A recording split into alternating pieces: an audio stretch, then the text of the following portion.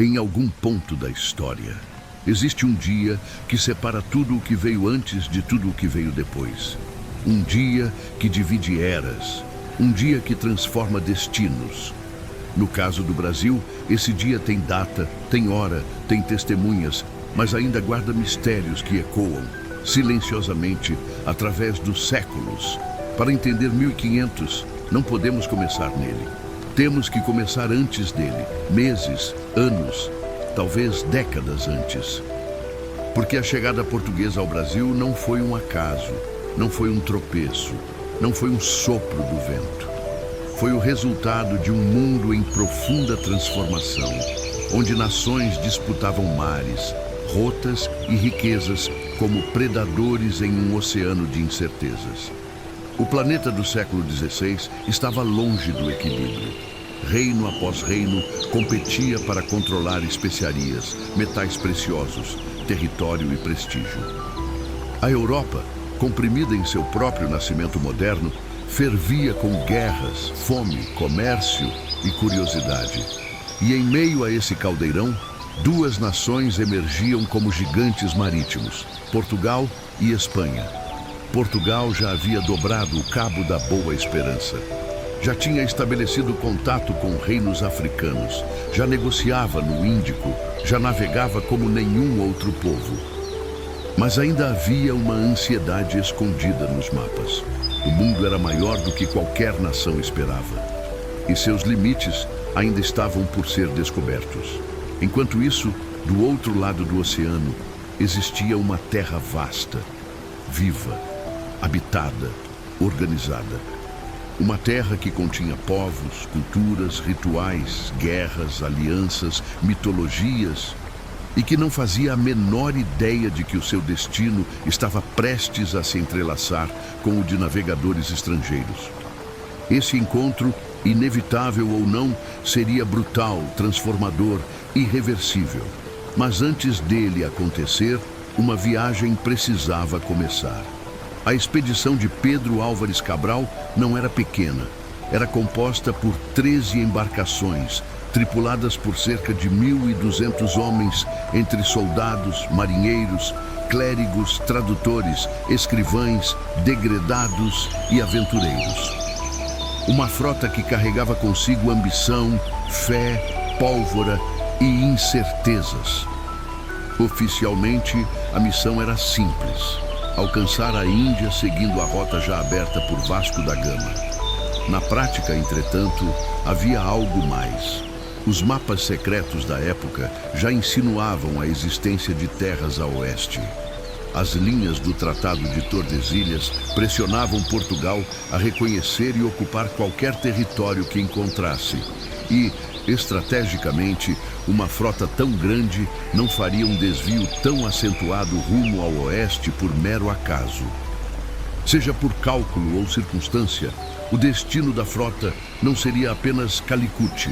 Ele passaria antes por uma costa desconhecida, coberta de florestas, habitada por povos que não imaginavam estar prestes a testemunhar o fim de sua era de isolamento. As velas se abriram em 9 de março de 1500, em Lisboa, com ventos favoráveis que empurraram os navios rumo ao Atlântico. Cada onda era uma promessa, cada noite um risco, cada amanhecer um passo mais próximo de algo que ninguém conseguia realmente prever. Dias depois, uma tempestade separou parte da esquadra. Um dos navios desapareceu para sempre. A viagem seguia, mas o aviso estava dado. O mar não poupa ninguém.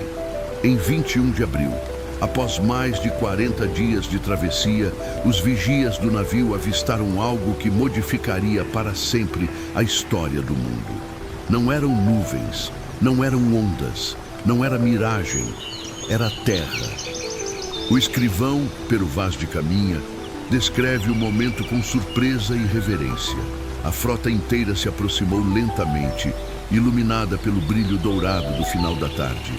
A costa parecia interminável, tomada por florestas tão densas que pareciam erguer muralhas verdes ao longo do litoral.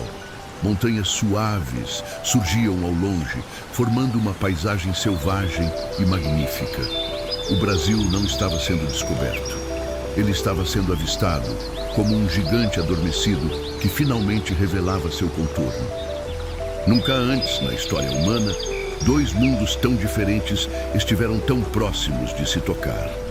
No navio, a atmosfera era de euforia e surpresa. Para muitos, aquilo era um sinal divino. Para outros, era apenas um acidente de rota. Para alguns poucos, talvez os mais atentos, era o início de algo maior do que qualquer rei, qualquer documento, qualquer mapa. Imagine a costa brasileira antes de qualquer contato europeu. Mata Atlântica contínua, sólida, impenetrável em muitos pontos. Árvores que hoje só existem em remanescentes isolados se estendiam por centenas de quilômetros. O ar era úmido, denso, cheio de sons. Insetos, aves, animais terrestres. Era um mundo vivo no sentido mais literal. Do alto dos convéses, os marinheiros portugueses viam praias brancas, rios desembocando no mar e fumaças subindo de pequenas fogueiras acesas por povos que viviam em harmonia com aquela terra há milênios.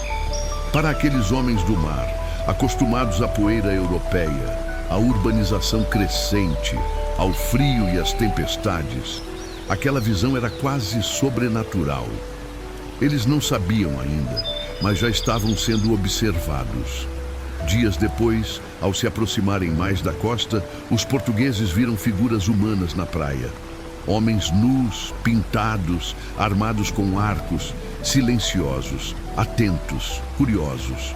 Não foi um encontro explosivo, não houve guerra, não houve violência imediata, houve apenas espanto. Para os indígenas, aqueles gigantes de ferro, carregando mastros que pareciam árvores flutuantes, eram seres completamente desconhecidos.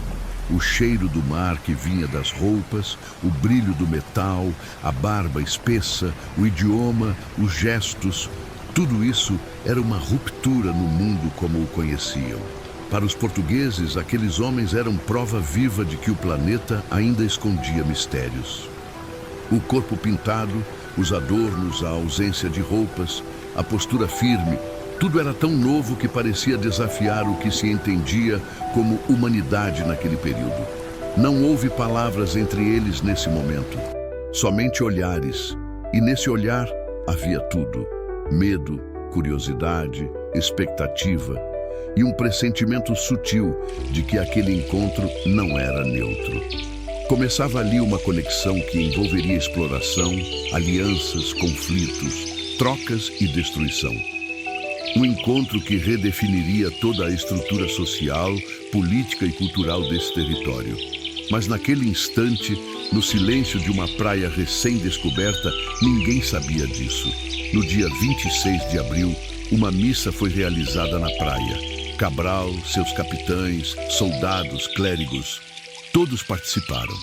O som do latim ecoava pelas matas, reverberando em uma terra que jamais ouvira aquela língua. Os indígenas observavam de longe, silenciosos, tentando compreender o ritual que ali se desenrolava. Era um gesto simbólico. Para os portugueses, significava a tomada de posse espiritual e política. Para os indígenas, era apenas mais um mistério. Mais um movimento daqueles estrangeiros impossíveis de decifrar. E apesar de toda a solenidade, ninguém ali parecia entender que o simples ato de plantar uma cruz no chão daria início a 5 séculos de transformação profunda e nem sempre pacífica. Este é o ponto, o dia, o instante. 1500 não foi uma data, foi uma fronteira. O limite entre dois mundos que, ao se tocarem, jamais voltariam a ser os mesmos. A permanência de Cabral na nova terra não foi longa, mas foi suficiente para estabelecer o primeiro rastro oficial da presença portuguesa. A carta de Caminha, escrita nessa mesma costa, descrevia as belezas naturais, a diversidade do povo local e o potencial daquele território que Portugal até então desconhecia. Havia madeira abundante, especialmente a que teria dado nome à nova terra. Havia água doce. Havia alimentos, havia gente, havia vastidão, havia futuro. Cabral permaneceu por cerca de 10 dias. 10 dias que moldaram a história de todo um continente. 10 dias em que 2 mundos se entrelaçaram pela primeira vez e em que ambos tentaram compreender o outro. Os indígenas, especialmente grupos tupiniquim que habitavam aquela região costeira, aproximaram-se aos poucos. Trocavam objetos simples, penas, arcos, contas, pequenas ferramentas. Em troca, recebiam espelhos, miçangas, tecidos, rosários, trocas que naquele momento pareciam ingênuas, quase festivas, mas que carregavam consigo o primeiro sinal de uma desigualdade futura. Entre os indígenas havia riso e cautela. Entre os portugueses havia curiosidade e cálculo. Os corpos pintados, os adornos, as danças, o modo de falar, tudo era observado com atenção pelos estrangeiros. Já os indígenas tentavam interpretar os gestos, o metal, os rituais desconhecidos dos visitantes. Não havia ainda violência, não havia imposição, não havia escravidão, mas havia tensão silenciosa, porque enquanto aqueles povos se olhavam, o que realmente estava em jogo era nada menos do que o futuro daquela terra. No final de abril, Cabral decidiu seguir viagem rumo às Índias. A frota partiu, deixando para trás apenas alguns vestígios, marcas na areia, restos de fogueiras, objetos trocados e lembranças nos indígenas que testemunharam o primeiro contato. Se os portugueses não tinham plena consciência do que aquele encontro significava, os povos nativos também não tinham, mas sabiam que algo havia mudado. Eles observavam as caravelas desaparecerem no horizonte, sem imaginar que aquela não seria a última vez. Outras caravelas viriam, e depois delas viria um fluxo contínuo de pessoas, interesses, conflitos, doenças, alianças e transformações. O que havia começado como um encontro curioso se tornaria pouco a pouco um processo profundo e incontornável de mudança social, territorial e cultural. Quando a frota desapareceu no mar, a costa brasileira voltou ao seu ritmo anterior. A mata seguia viva. Os rios continuavam seu curso. Os animais caminhavam pelas trilhas antigas e os povos nativos seguiam com seus rituais, suas festas, suas guerras, suas alianças. Mas aquele silêncio já não era o mesmo. Era o silêncio que precede a tempestade. Uma tempestade de transformações que ninguém conseguia prever e que mudaria tudo. Quando a carta de Caminha chegou a Portugal, ela despertou fascínio.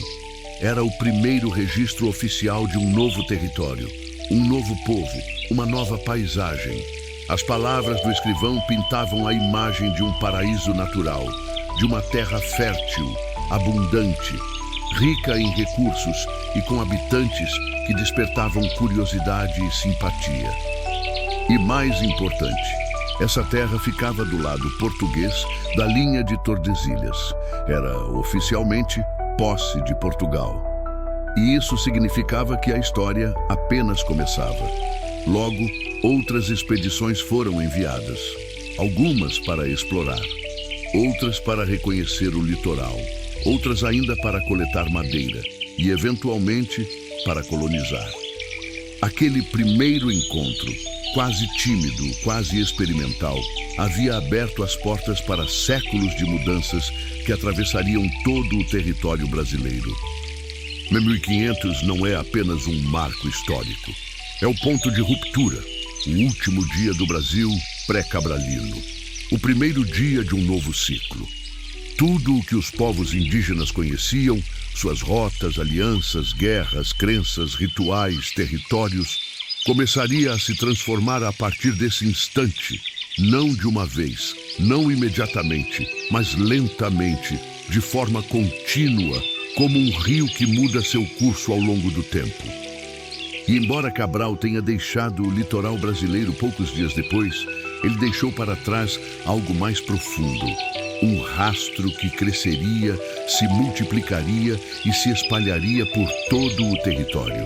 O Brasil jamais voltaria a ser o que era. Nosso próximo episódio mergulha no que veio logo depois da partida de Cabral. Como os povos indígenas interpretaram a chegada daqueles seres desconhecidos, o que imaginaram sobre eles, como reagiram, o que temeram, o que desejaram e como as expedições seguintes desencadearam um processo irreversível de contato, tensão e transformação. A primeira troca, o primeiro conflito, o primeiro impacto cultural, o primeiro medo, a primeira tentativa de entender o outro.